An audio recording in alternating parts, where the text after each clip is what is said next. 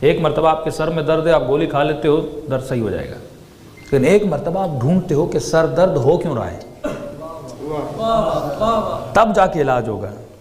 گولی پہ گولی کھاتے رہو گے، اس کے اور ریئیکشنز بڑھتے جائیں گے۔ ہمارے کہتے مولانا بیٹا بدتمیز ہے، کوئی ذکر دیجئے، کوئی ورد دیجئے۔ بھائی رزق میں تنگی ہے، ورد دیجئے، ذکر دیجئے۔ یہ ورد اور ذکر گولی کا کام کرتے ہیں۔ 4 دن اثر ہوگا، پھر کسی اور مولوی کے پاس، کسی کوئی اور تعویذ والے کے پاس، گھومتے رہو گے پورا کراچی۔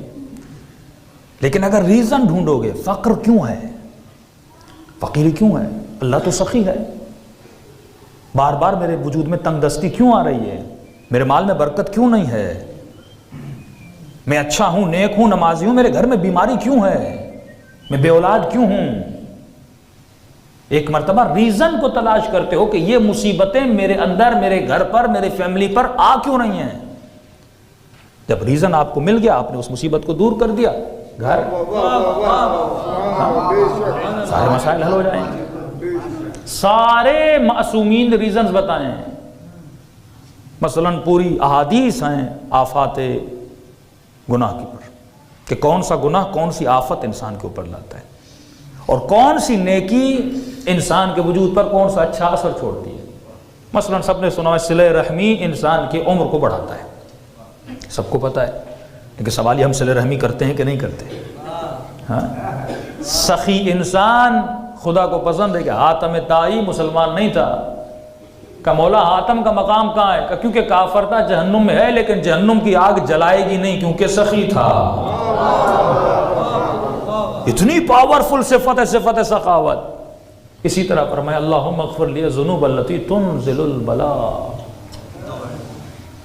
اے خدا میرے ان گناہوں کو بخش دے جن کی وجہ سے بلائیں، مطلب جتنی بلائیں آ رہی ہیں ریزن کیا ہے، گناہ ہے۔ تنزل النقم، بدبختیاں گناہ ہے۔ تغیر النعم، جتنی نعمتیں آئی پھر واپس چلی گئیں، کس کی وجہ سے، میرے گناہوں کی وجہ سے۔ اب یہ مجھے تلاش کرنا ہے کہ میرے کون سے گناہ کی وجہ سے بلا آتی ہے، بیماری آتی ہے، نقم آتا ہے، نعمتیں چلی جاتی ہیں۔ مجھے اپنے وجود پہ غور کرنا ہے، صبح سے شام تک میں نے کون سا گناہ کیا۔ جس طرح ڈاکٹر کہتا آج آپ نے کیا کھایا تھا، آپ بولتے آج مرغی کھائی تھی یا گوشت کھایا تھا، اچھا اس کی وجہ سے آپ کا کولیسٹرول فار ایگزامپل ہائی ہو گیا۔ اسی طرح انسان کے وجود میں جب بیماری آتی ہے وہ کولیسٹرول کی وجہ سے بھی ہو سکتی ہے، لیکن کسی گناہ کی وجہ سے بھی ہو سکتی ہے۔ تو انسان کو سوچنا چاہیے اگر میرے وجود میں بلائیں آ رہی ہیں، گھر میں نقمتیں آ رہی ہیں، بدبختیاں نازل ہو رہی ہیں، رزق میں تنگی آ رہی ہے، اس کی وجہ کیا ہے؟ یہاں تک فرمایا اگر تجھے رونا نہیں آتا، اگر تو نماز تہجد پہ اٹھ نہیں پاتا، اگر تو ذکر خدا کرتا ہے پر تجھے سکون نہیں دے رہا یہ ذکر، سوچو کہ کون سی چیز رکاوٹ ہے جس کی وجہ سے تمہارا وجود اس لذت کو محسوس نہیں کر پا رہا۔ تو کہا لا خوف علیہم ولا هم یحزنون، یہ خوف آتا کیوں ہے، کون سی چیز ہے جو میرے وجود میں خوف کو پیدا کرتی ہے؟ فرمایا اللہ نے مختلف طاقتوں سے تمہارے وجود کو نوازا، تمہارے وجود میں قوہ عقل بھی ہے، لیکن ایک اور طاقت ہے جو بہت مضبوط ہے، وہ کبھی کبھی عقل پر بھی غالب آ جاتی ہے، جس کو سب سے زیادہ شیطان استعمال کرتا ہے تمہارے وجود میں خوف اور ڈر کو ڈالنے کے لیے۔ اگر اس طاقت پہ تمہارا کنٹرول ہو تو کبھی کوئی خوف تمہیں ڈرا نہ سکے سوائے خوف پروردگار عالم۔ کہا وہ کون سی طاقت ہے؟ اس کا نام ہے وہم،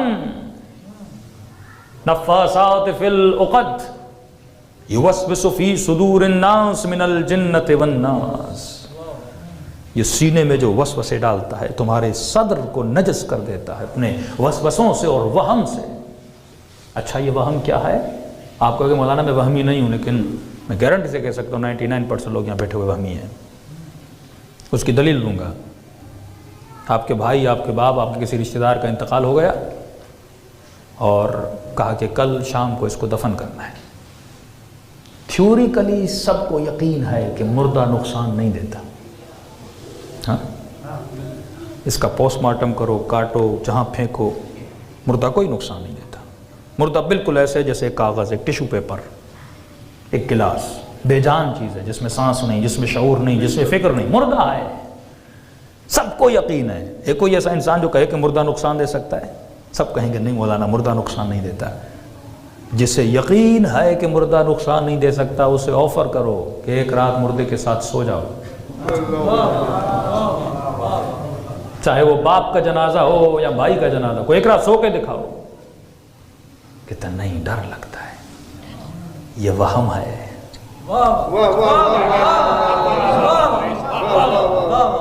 اب تو بتا، تیرے اوپر وہم غالب ہے یا عقل غالب ہے؟